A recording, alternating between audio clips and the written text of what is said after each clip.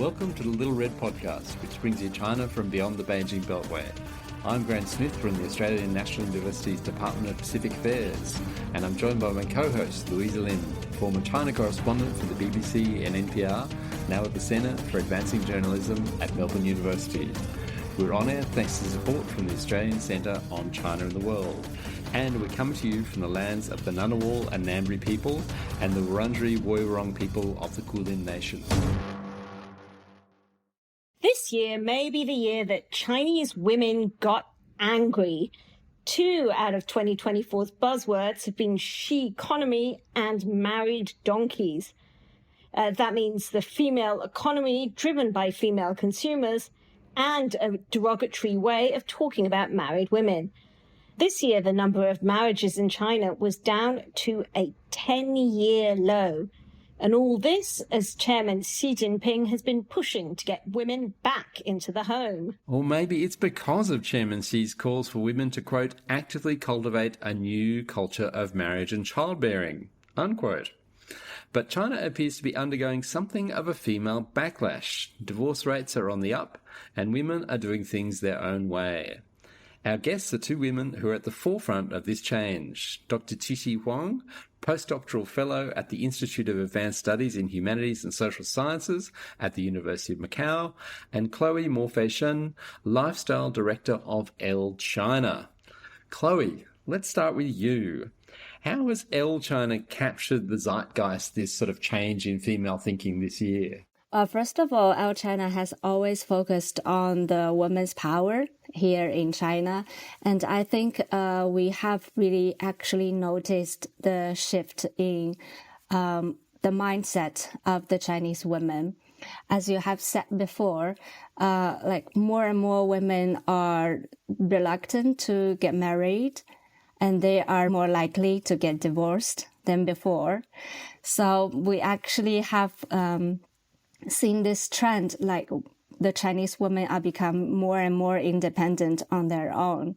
I think one of the reasons for them to have making this kind of decision in their life is that, first of all, they are more educated than before. So they are more financially independent, and they have more control over their own life. So they are more free to make their own decisions instead of, being driven to make the same old decisions as their peers before. And one more thing I wanted to add is that I think the price for the Chinese women to pay for them to get into marriage or to have labor is higher than before. So when a woman need to get in a marriage or need to have a baby, then it will very much affect their pursuit in their career life. So I think more and more women are being more focused on their career life, and they wanted to have their personal achievement, as an independent person, not just as somebody's wife or somebody's mother. So they are trying to have a more sense of self-identity. I think that is why the mindset have changed, and you can see all these different decisions that they make. So, Qiqi, I've seen statistics that this year, for the first time, women who are married are more educated than their partners. And I've also seen you say that women want pets more than they want husbands. Why did you come to that conclusion?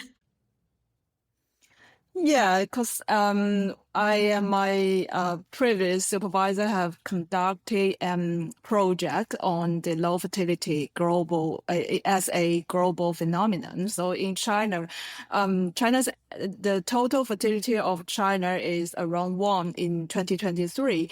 Not only has China's fertility rate fall dramatically, but China's total natural population dropped by more than 2 million in 2023. So as you say, it is dropped dramatically. But since the Chinese government has implement and promote lots of pro-natalist policies, for example, the government encourage young couple to have the IVF and also provide free uterus device removal. Hold on a minute. When you say a free uterine device removal, what you're talking about is an IUD contraception. Is that right? Yeah. That's right. Yeah. And so with all these policies and incentives, but we observed on the other side that young generation, when, for example, when the state says, you should have more children, more blessing. But for the young generation, they will say, I already have 3 children, and alongside with a photo of his or her 3 cats. So, so the pet, we call it fur babies. So the pet became, like a baby for the young generation. And I think pets needs care, but young people don't need to invest as much as raising up children for pets. And pets can also provide a kind of intimacy and companionship for the younger generation. And Chloe, before we came on air, you mentioned you were getting these text messages encouraging you to have babies. What's actually in the text messages that are popping up on your phone? It was said that to have a marriage is a really good thing. Harmonious family is the most important things for the China's future. More child, more blessings. Something like this is not the originally quote, but it conveys such meanings. Because I've never actually received any of this kind of message before on my phone, so I'm not sure it is happening in mainland China or is in other part of China. I'm not sure, but because personally, I have never got such message. My impression of the government's policy about encourage people to get more child is they have this, encourage policies. Like if you give birth to a 3rd child in your family, that maybe you will be rewarded with the money or stuff. It's like that. Or if you have 3rd children, that maybe your kids will get easier to get into a better school or something like that.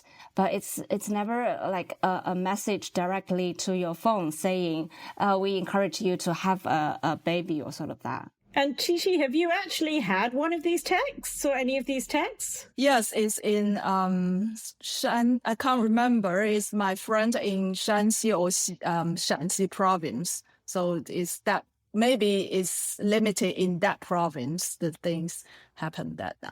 And so a local government's kind of taking the initiative on this, because when I used to work in rural China, like the whole of the local government was focused on making sure the opposite happened, that women didn't have children. I mean, they would literally 20 years ago hunt people down, follow them to the city to make sure they had an abortion. Completely the reverse. So is this happening? Do you get sort of local experiments in trying to have more kids, or what's going on? I think different provinces have different incentives, such as Sichuan province, allowing single parents to formally register their children, and Guangdong increased public kindergarten places and housing fund laws for larger families. So, different provinces, they have different policies, but all their goal is to increase the fertility rate. And Chloe, amongst your circles, which are probably more sort of young urban women, what is the conversation like? Do people talk about these pro-natalist policies? Well, actually, yeah, we do pay attention to these policies, but I think because I live in Shanghai, so I don't get the feeling of the government pushing us to do something. I feel like the policy is going on in a kind of mild way, like the government is giving out benefits to people who are willing to have more kids, like to encourage people to have more kids. But Actually, I think especially for the women in Shanghai, I think some of them are willing to have more than one kid because most of our generation come from the one-child policy.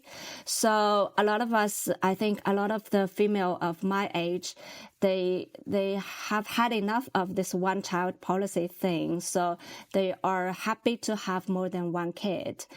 For a third kid, I think most of them, they don't want it to do that because the price and, the money and the time you have to pay to get into this parenting thing is huge. And also the expense you have to pay, especially for living in a big city like Shanghai.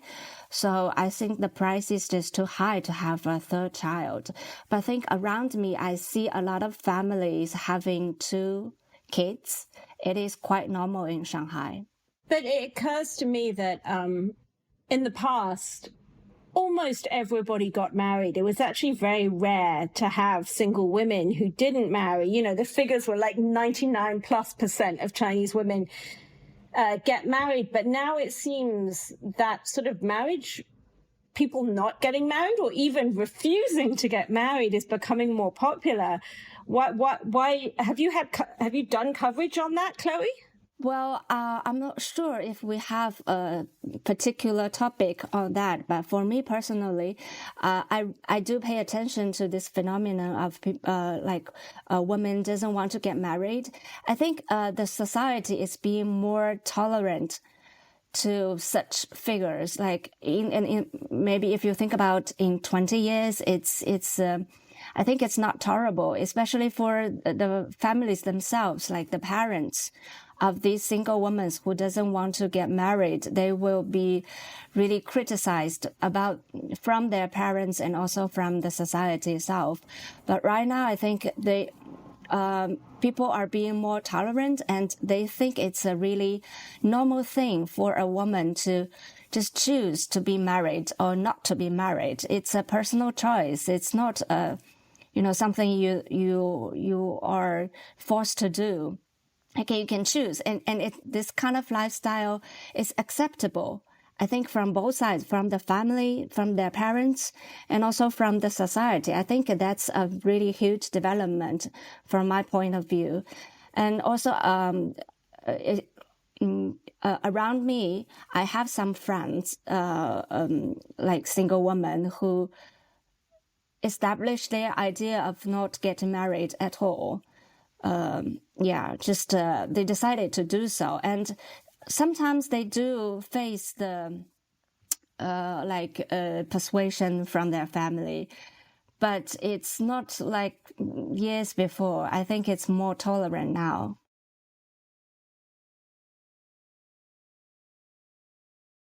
And Qiqi, I mean, is this different to what we're seeing in the rest of the region? Because I just got back from Taiwan, and if you saw like an actual baby in a stroller instead of a puppy, you kind of had a bit of a second look. I mean, because fertility rates are down like across the region. Taiwan has the lowest, and then it's Korea, Hong Kong, Macau, Singapore. I mean, what's different about China? What's different about the Chinese situation for women? Because marriage refusal doesn't seem to be a thing there. Is there something peculiarly Chinese about what's happening, or particularly mainland Chinese about what's happening in China? So as Chloe said, Shanghai, I think, is a really open and international city. So what we try to discuss, we need to maybe limit it in like the middle class women, middle class well-educated women. So they may have the choice to think about whether they want marriage because they are economy independent. But when we think about women in the rural area or in a less developed city, they may have a really struggle relationship with their parental family, and they need to face a really big, huge pressure from their family if they don't get married, particularly over 35. And you may also know that women over 27 is called leftover women in China. So that's really a big issue for young generation. But I think for the well-educated young woman, particularly grow up under the one-child policy, although one-child policy is really problematic, but for the only child as a girl in the family, it is like a good policy, because all the family invest their resources into one girl. And so for this woman, I think they will have more choices. And I also want to emphasize a phenomenon in China is that for women in China, marrying up is socially desirable for women. So when these well-educated middle-class women, when they have already reached a certain level of social status, there is no man for them, I think, like to marry up. So this is a kind of dilemma here. What we observe is that young women start to look for younger men as their partners. So the younger man may not provide enough financial support, but the younger man can provide emotional values. Is there a name for that phenomenon? Women. So I mean, that's I know the change of women who are marrying here. younger men. What is that called?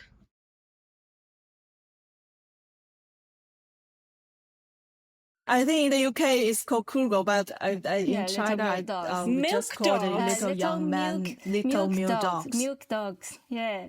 I've heard that. Yes, that's it. It was like because these men they are providing emotional values for this woman. So they appear to be caring and gentle and soothing. It's like they don't have like a lot of alpha male characters, you know. So they are more like very just like puppies. That's why they are called 小奶狗. But that is so interesting in a year at a moment when the official policy is kind of super hyper masculine. There seems to be a disconnect, right? Yeah, and I think you can see how the power structure is shifting. Like when the male used to be very dominant in a relationship, but right now for some of the cases in China, especially for well-educated women, they are kind of more dominant in the relationship, so they are superior. And they can look for men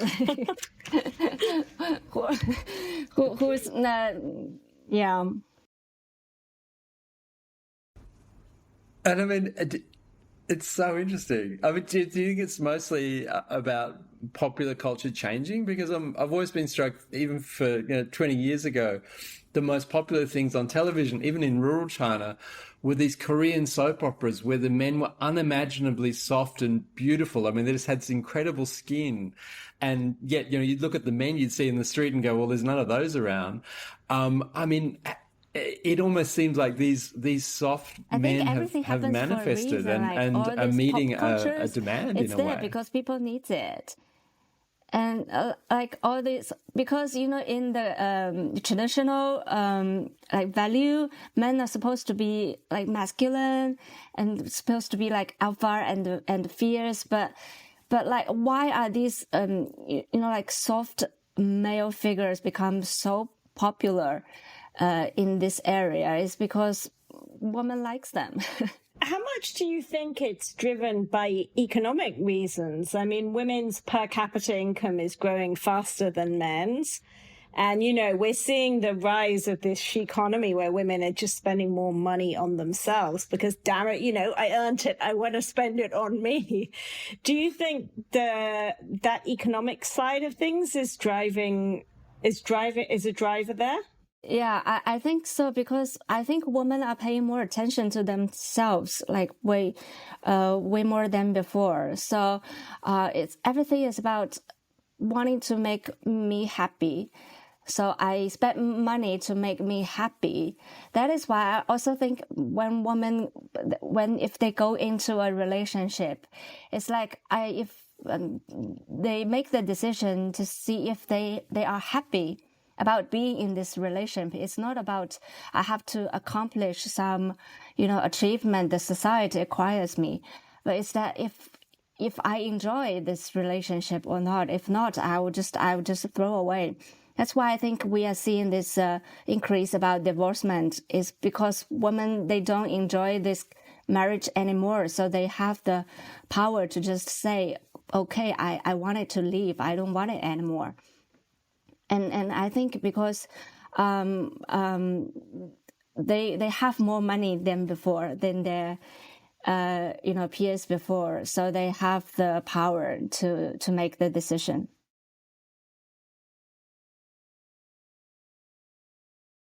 Yeah, and I think women are less inclined to marry due to the responsibility and the cost involved in building up a family. Also, I would like to talk a bit about on the men's side. So for men, maybe they can't earn as much as their father, their grandfather.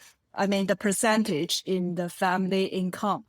But and also with a very high housing cost, many men are becoming boomerang children. So they live with their parents, but maybe others are refashioning themselves into a more feminine, quote, feminine, little male dogs and seeking care for older women. So they can get some financial support from the older woman, and the older woman can get emotional and sexual needs. So they all get what they want.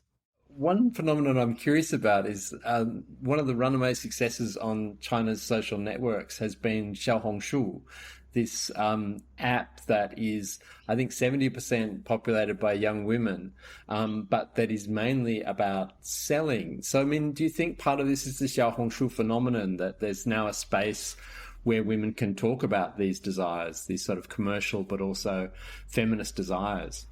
Yeah, Xiaohongshu has already become the most popular social media platforms, and I'm the very first user of the Xiaohongshu. First, when it's all about skincare at the very beginning, but now there are all things on that. Like, for example, even academia promotion are on Xiaohongshu, so its influence is huge.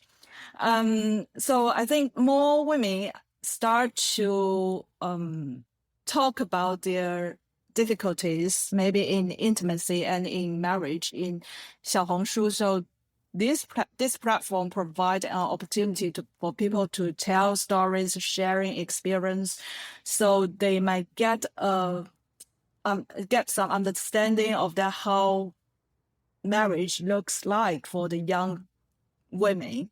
And maybe that give a chance for them to rethink about the marriage is not like the end of a fairy tale, but it is really a beginning of the other kind of life.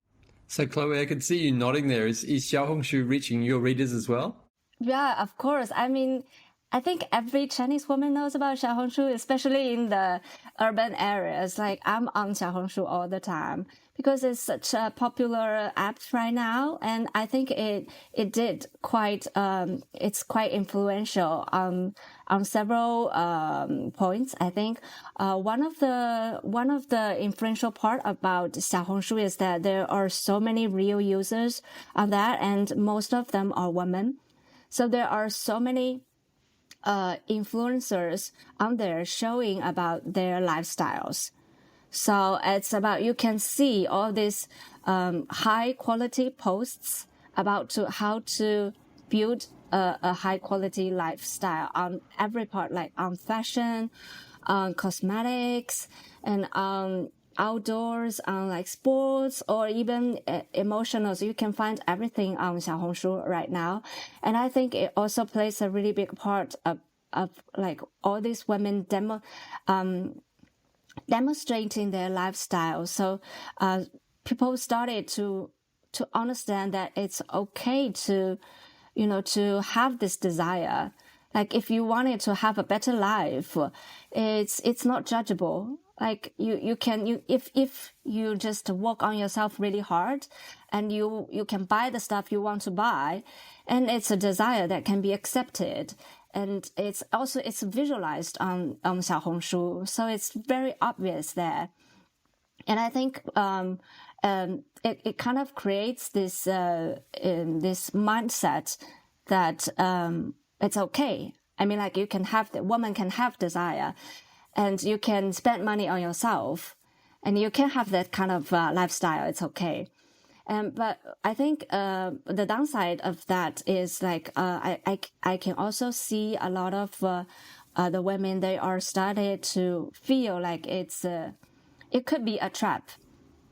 Also, like you could be brainwashed by this kind of lifestyle. Like if you see all this luxury lifestyle of these influencers, like on Instagram as well, like all these beauties that they show, like the good part you can see on the lifestyle, then it could be a downside. Like, oh, this is all my life goal could be. It's like buying stuff all the time. So I think more and more people are realizing that it could be a trap, and they started to criticize this kind of lifestyle. And I can also see this happening right now.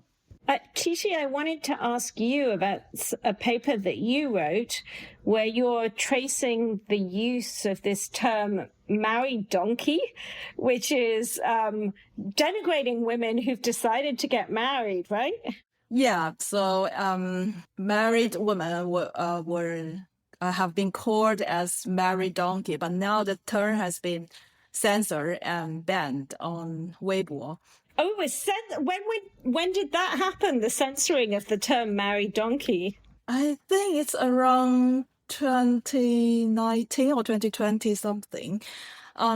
Because I think why the term appear is because it is viewed as a feminist behavior, that group of feminists who claim they are feminists, they think women should not choose marriage and women should be staying single, because if you choose marriage, that means you choose to be part of the patriarchy society, and what you work and what you earn from your work, you need to support the family. You just you support the man. So that's the logic. So they call those women who get married as married donkey. It doesn't mean that the married donkey, the married woman pay lots of effort, but it means it is a degrade term.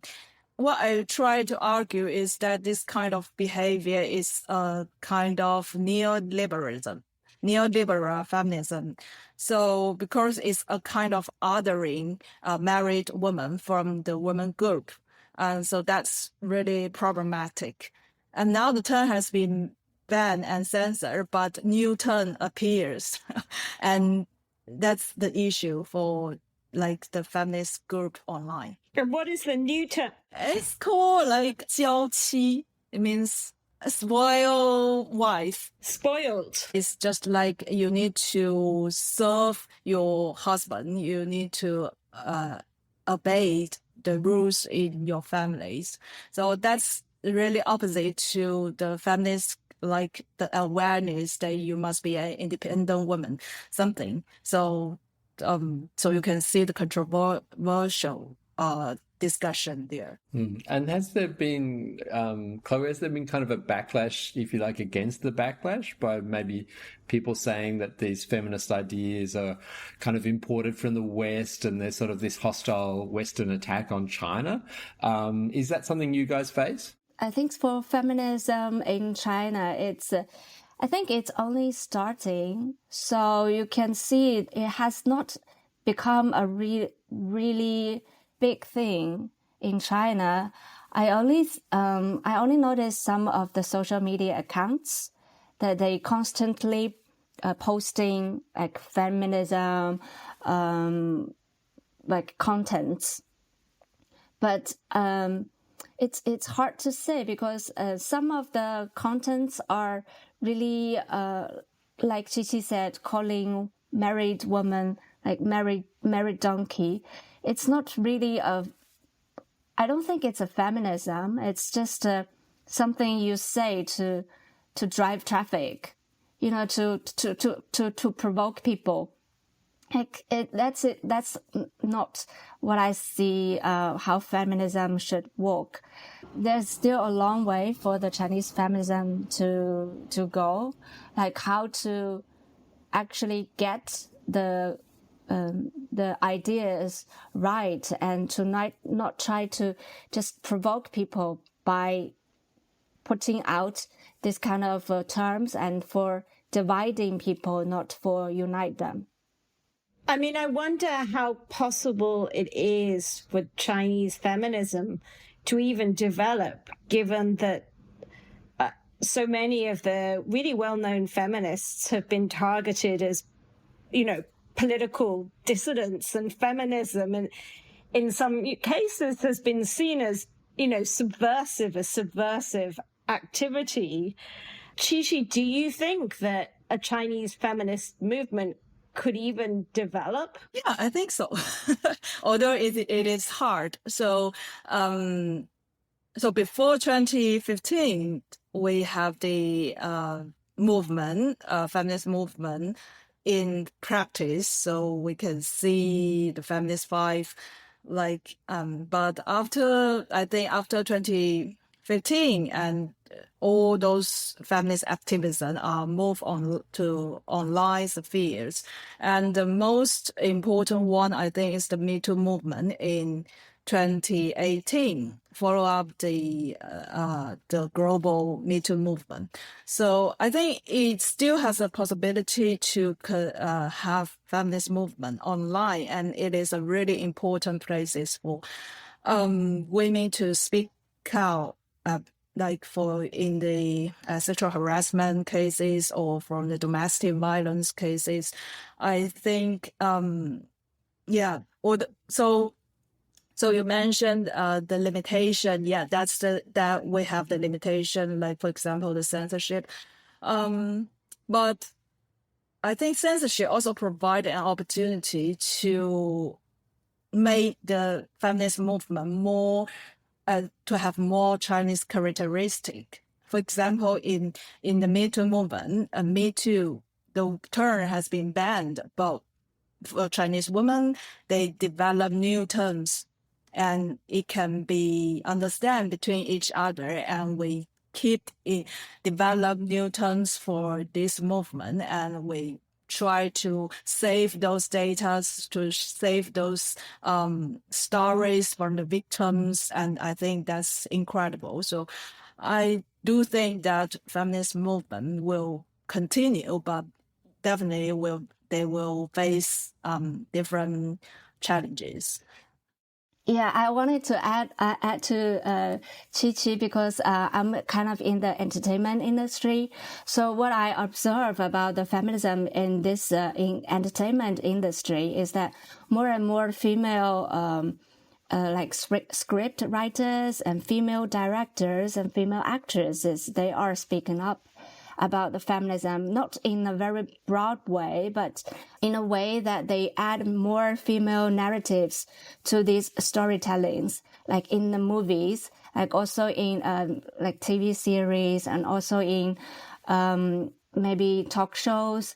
So I think that is one very big trend now here in China.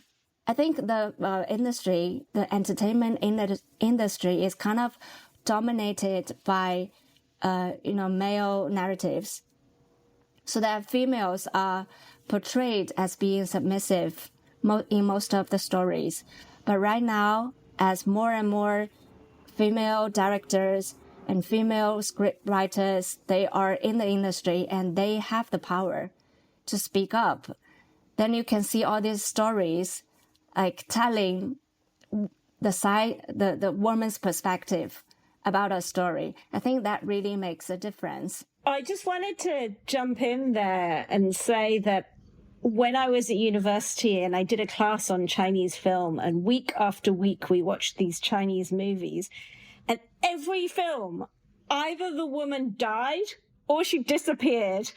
Normally something bad happened to the woman. And within every film, within about half an hour, all the women do is they come on, they cry, and then they die or they're killed. After they use the words, Funko War, Funko War. It's always in there. Do you think that narrative is really changing? Yeah, it is. It is changing. I mean, it's if you pay attention to these new films coming out in China, especially the ones directed by female director. So that you can see that the male roles are being like a second in these films, and the woman characters, they are being dominant in these films. And I think all of these directors, when they come out, they always say that how important it is to put in a woman's perspective in the storytelling, because men and women, when they see a story, they see different things. I think in previous movies, especially in the ones directed by male crew, you can always see the female role like it has function. It's not a complete role. It just plays a function there in the movie, and then it ends. So it's not a very complete character.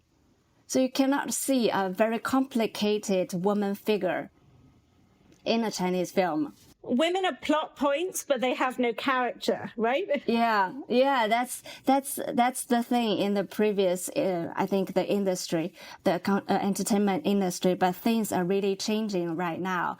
And I think, I can also see that, the challenge for this is, it's kind of like the male audiences, they are not happy about this. They are trying to ban this kind of movies. They are voting to not go to see these movies. So I think one of the challenge is not about the censorship in China. It's about this conflict between the two genders. I think it's getting more and more fierce. I think there is one very famous Chinese stand-up comedian. Her name is Yang Li. She's really popular, and she really plays a big role in this feminism talk show. But she got banned by the male audiences because the male, they feel offended by her talk show. That's because she described them as being ordinary, I think. That was yes. Yeah, and she just said this one sentence, very simple. She's just calling the males ordinary and confident for no reason. And I think she's become popular because a lot of females, they feel the same way. That's why we root for her. Like, okay, you are telling the things we feel all the time but don't know how to say. One thing, I think it was you that said that the older generation were actually quite supportive of their children's decision not to have kids, which sort of surprised me a bit. I mean, I would have thought there'd be a lot of resistance from the grandparents in a way, looking for the hoped grandchildren. I mean, how does that work? Because now the grandparent, the government don't have enough support for their older lives, so they need to find support from their children, which means they may need financial support or care support for their children. So maybe that's a part of the reason that the older generation can tolerate the young generation. They don't want to have any more children because of their choice. Otherwise, they may losing the opportunity that their children may offer their financial care, something. So I think that's part of the reason. And for maybe another thing is the young generation, when they get economy independent, so they have the choice to choose their life. And now more and more young generation and old generation, they live apart and maybe really far from each other. So the parents can't interferes their their children's decision. But I think for me, like in those less developed cities, more parents still want their children to have children, to get married. And maybe that's why more and more young generation want to go to the developed cities so they can escape from their parental family. I'm going to ask, I guess, a final question. I mean, it seems to me that the possibility of an actual feminist movement in China is quite small because the government only permits a certain amount of sort of feminist sentiment to occur before they start clamping down. You know, we see this continuing influence of Confucianism, this sort of hyper-masculine administration that is targeting feminist activists and is clamping down on various forms of expression. Qiqi, do you think an actual change is happening, or is this just kind of more of the same? I think there is something changing, and I think particularly for the Gen Z, so they will have their own ways of doing feminism. Because I'm not Gen Z, I'm not that young anymore. So I really look forward to see how things will, how they will do things in their own ways.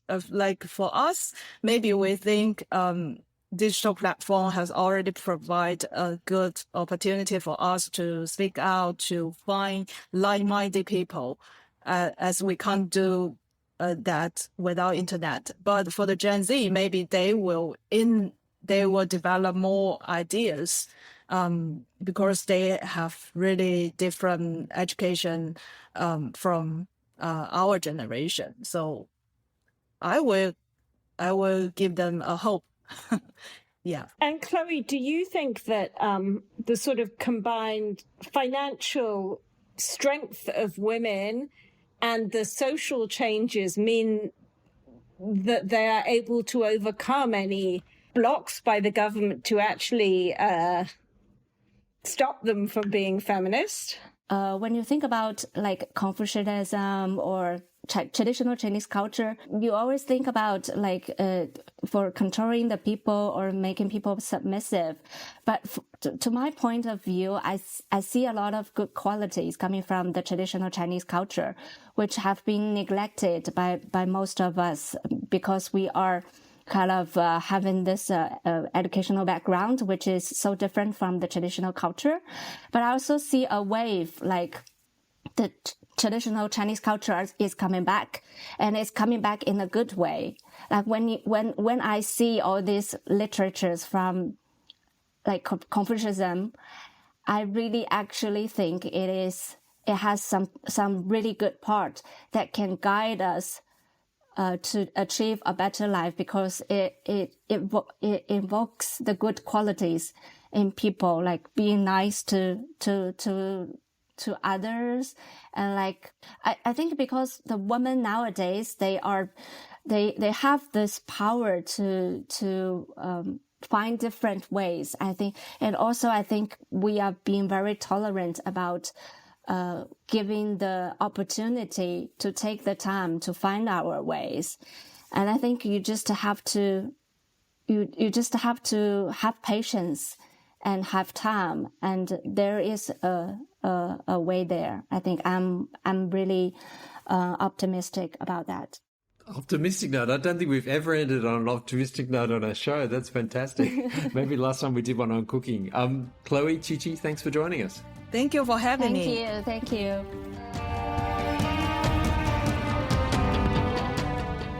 You've been listening to the Little Red Podcast, bringing you China from beyond the Beijing Beltway. Many thanks to our guests and to my co-host, Louisa Lim.